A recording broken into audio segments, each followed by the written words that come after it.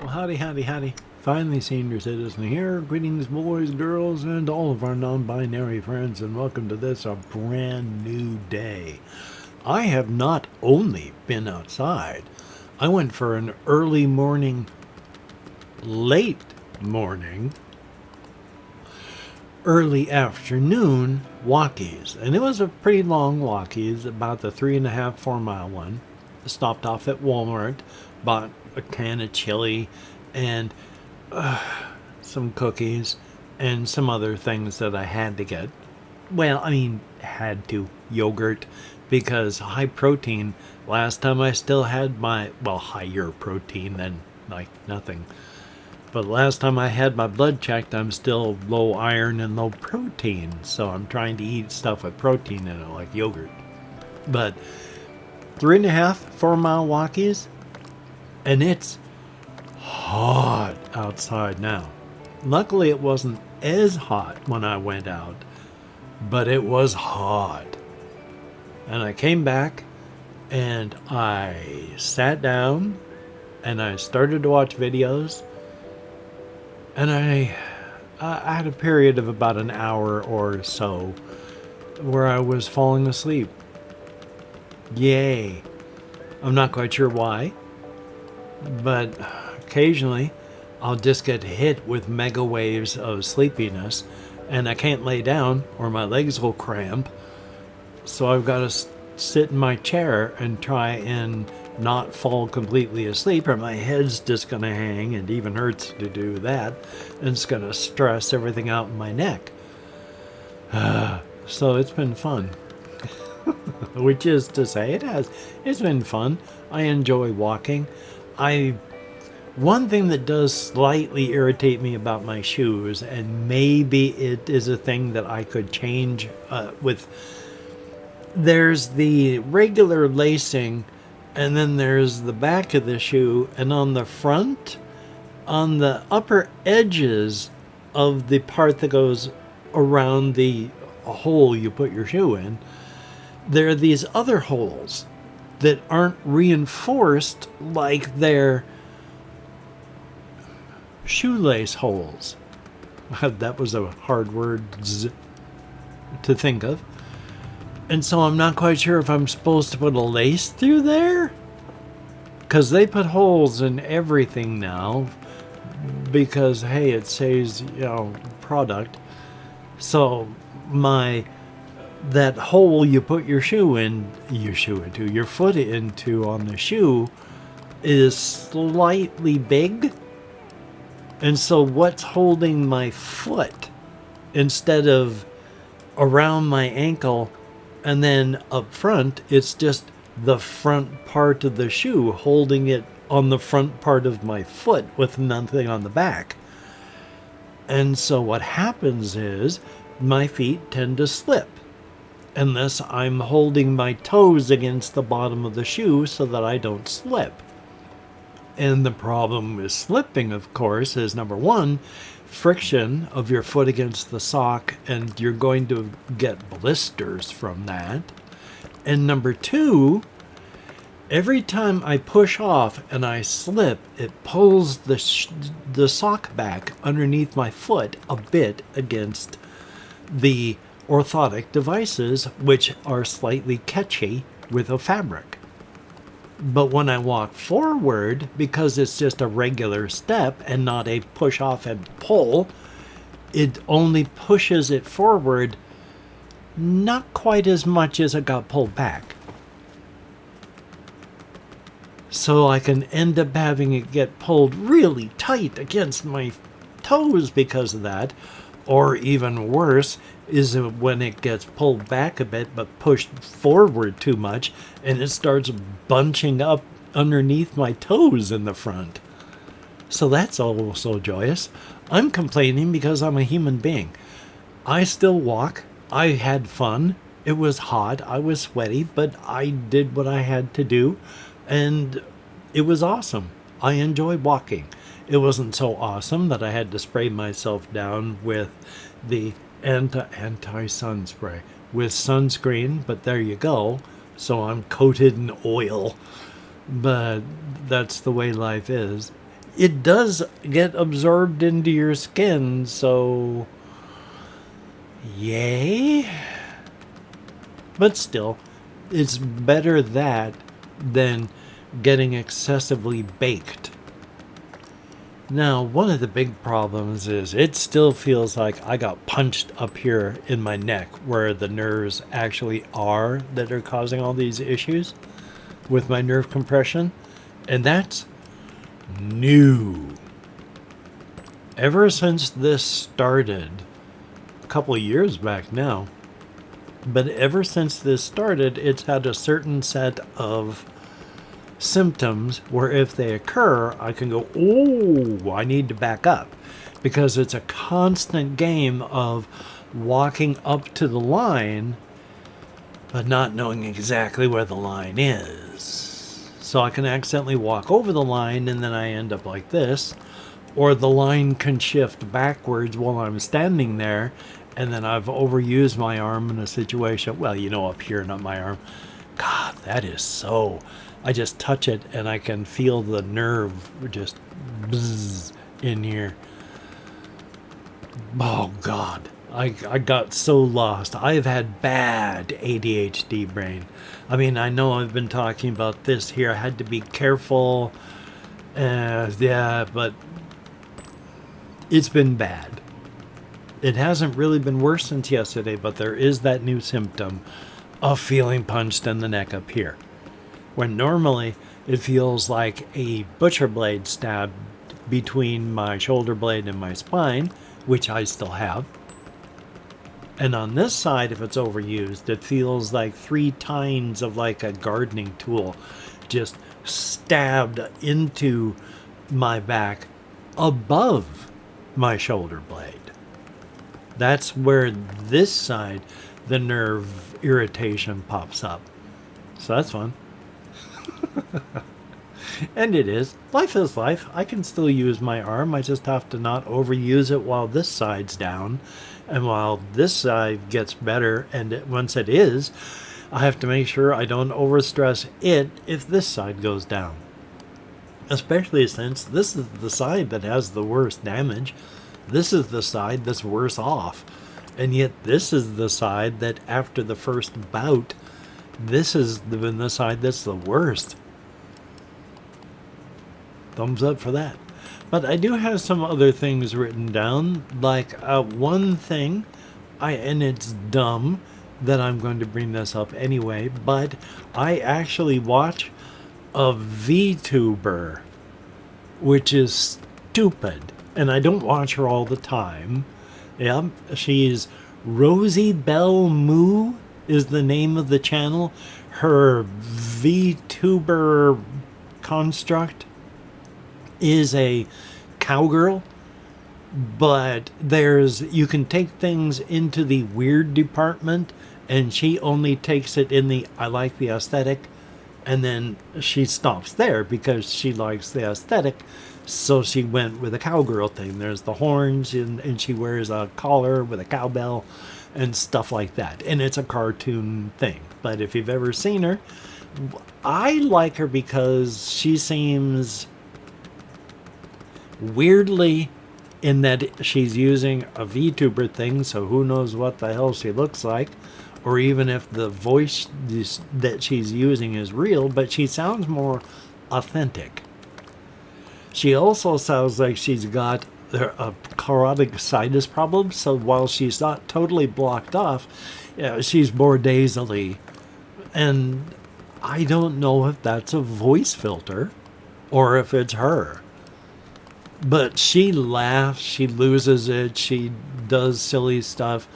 The Mooligans, the people that watch her consistently on her Twitch streams, they have running jokes of things because she was trying to type about certain things, and now they always bother her with cars in trees memes. And if there's a tree in a car in a news story, they'll clip it out for these meme things from chat, and she just but you can tell she's getting it. She likes it. She enjoys the attention. And so I watch that periodically. So if you like VTubers, check out Rosie Bell Moo. Yay.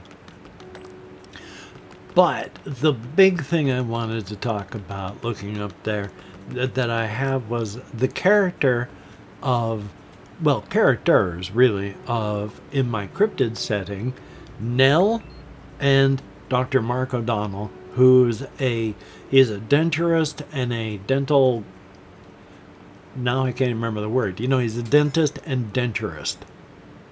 And he has his own little private, the word, office, and practice is the word. He's got his own practice, got his own office, and his assistant and dental hygienist, Nell, who's an urban cryptid, actually took the classes and went through college and all that to do what she had to do to get her certification to become a dental hygienist through the actual real systems. And so she's working for him. He knows she's a cryptid because he has the mutation where he is straight human, but he can see a thin sliver of the cryptid world. And in that thin sliver, he can see and interact with the character Nell. And she's fascinated by him. Number one, when cryptids look at people, and when those who have their third eye open look around as well, but if you look at a human being, you can just tell that's a human being. You look at a cryptid, you go, oh, that's a cryptid. They don't shine. There's nothing weird. It's just you go, oh, human, cryptid, human. You just look and you know. If you're a human being with your third eye open, you can interact with the cryptid world. You too can do that. You just look around and you see. Cryptids find it weird the first time they come across a new person they haven't met who has their third eye open, because they are a genetically failed cryptid. They have a human body, but they're cryptid everything else. So they're still basically human, but they're not really. They're interacting with the cryptid world. It is like looking through two different ways where they don't connect, where this side is blue and this side is red, and you can't put the two images together. They don't work. And it's like that until after about 24 hours it merges together into not purple, say. And so when they look at those who have the third eye open, they know who they are. But Nell works for Dr. O'Donnell. But when she went in and applied, because he had met her before, which is why she went and did all that, because she's fascinated, but she let him know that she devours human beings periodically. She is one of those types that does. And he's seen it happen through his life because he was born this way. So he grew up with that thin sliver. He has seen human beings eaten alive by cryptids, where they are screaming in agony, desperate to get away, as the cryptid just eats them bite by bite. And eventually the screams get weaker and the struggles get less desperate, and they stop screaming, and eventually they stop moving, and eventually they just stop living, and then the cryptid just finishes off their corpse and then they're gone. So he's seen it, and so when Nell, of course, lets him know, he's not horrified, he's not thrilled. And it was at that point I discovered the story is really about Dr. Mark O'Donnell, and not, in this particular point in the cryptid setting, and not Nell, because Nell is a cryptid, but Dr. Mark O'Donnell is not. And he goes from being accepting but not really comfortable with Nell's devouring human beings to later on being okay with it, in that It didn't bother her.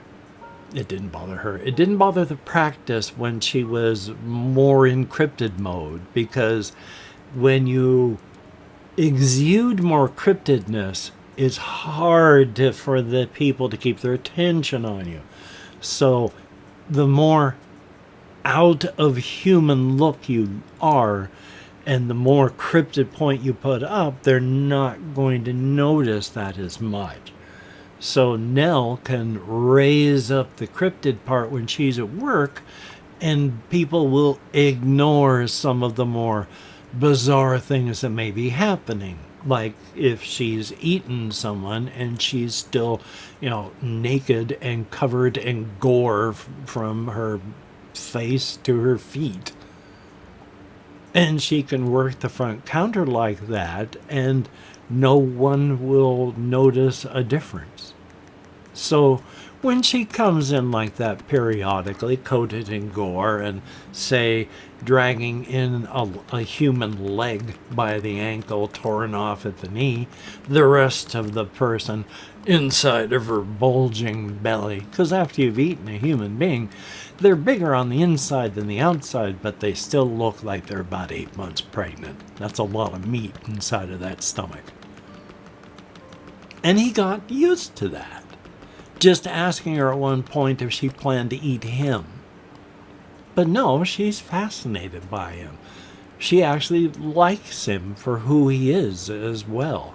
And when you're a cryptid, that means, even if you don't like someone, you want to get frisky with them. So she really would like it if he wanted to get frisky with her. But he went to the point. I thought this as a little mini vignette in the story arc, is there's one point he leaves her alone with a patient, saying it's going to be about a half hour. I'll give you a buzz when I've gotten the work area ready. And when he goes back there, he doesn't really do much of anything. He's taking his time.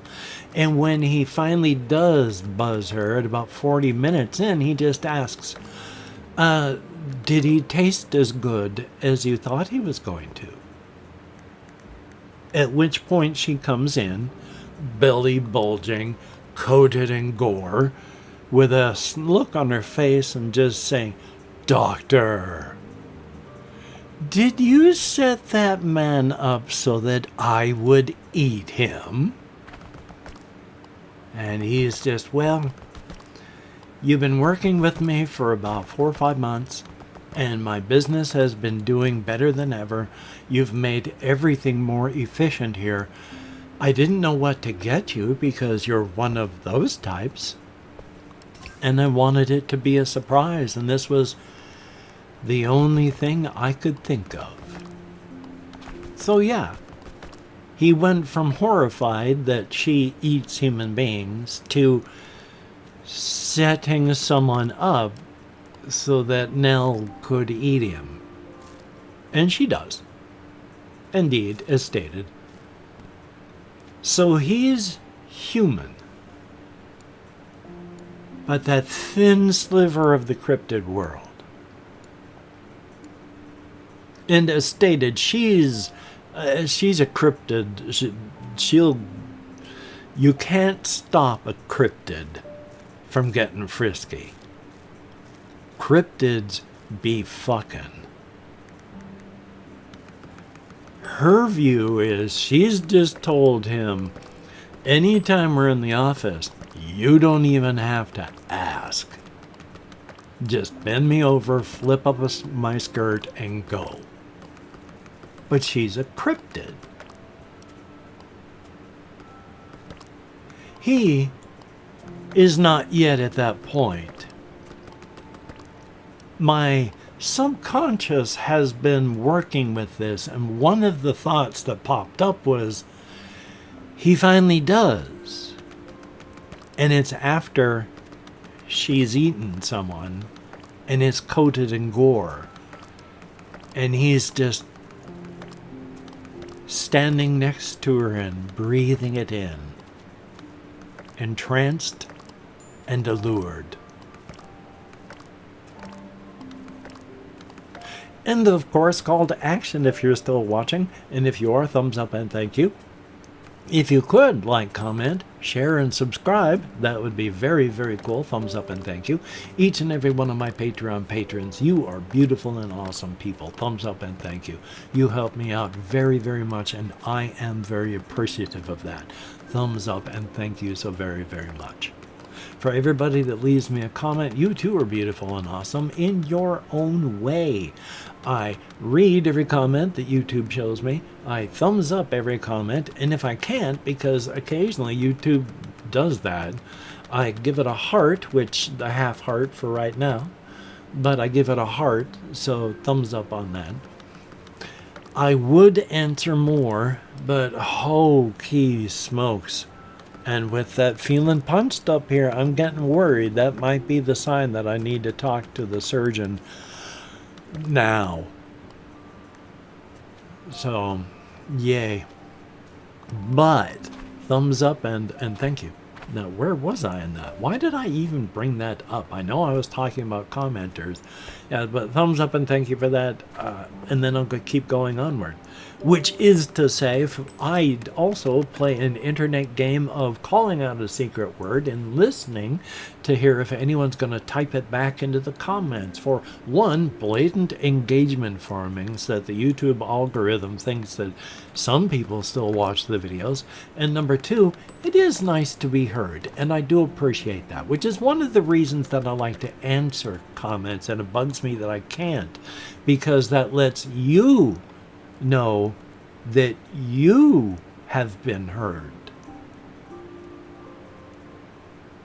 So thumbs up on that. We have Jesse Koskinen, thumbs up and thank you, whom I saw a thing that was really, really cute. It was a picture of a person with a big birding type telescoping lens with a cute little bird at the end of it going, remember, when you're out looking at birds, the birds are looking at you. And because the bird was at the end, it was just a big close-up of the bird's face. And I just thought that was funny, so thumbs up. We have Gus Garrett, 6838, thumbs up. Chris, greatly appreciated, thumbs up and thank you. And Arana975, who left a lot of good comments. And it's all up to you on the way you like to leave comments. I like reading walls of text. I like huge comments. People will say, I'm sorry this is so long. I'm sorry they're so short. I'd love a comment that was 3 times as long as this kind of paragraph. If it's like 25 well-formatted paragraphs, that would be beautiful. So, yeah, it's however you would like to type it. That I will read it no matter how. Even if I would ask for it not to be this way, but even if it was, 1 line per comment. I don't know if the YouTube algorithm would like that, but yes, so thumbs up and thank you. I do answer some of your comments with my comments, so thumbs up on that. But yeah. And I, of course, in all of my infinite wisdom, did not bring over anything to look at. I mean, well, real quick, just before I do that, well, I don't want to show my front title screen on here. It's a vor picture of a woman being swallowed by a snake. But now, on my home screen, though, I have to use this so that I can type comments, because for whatever reason they took away the ability to do that, as I think I mentioned yesterday, on desktop. So now if I want to make a community post, I have to sit here in front of my desktop computer interface so that I can tippy-tap type with styluses on a touchscreen to make a post. That I'd have to, if I wanted to make pictures now, connect it to my computer so that I could transfer over the picture that I would want to show so I could insert it into there. Why they took this out, I don't know.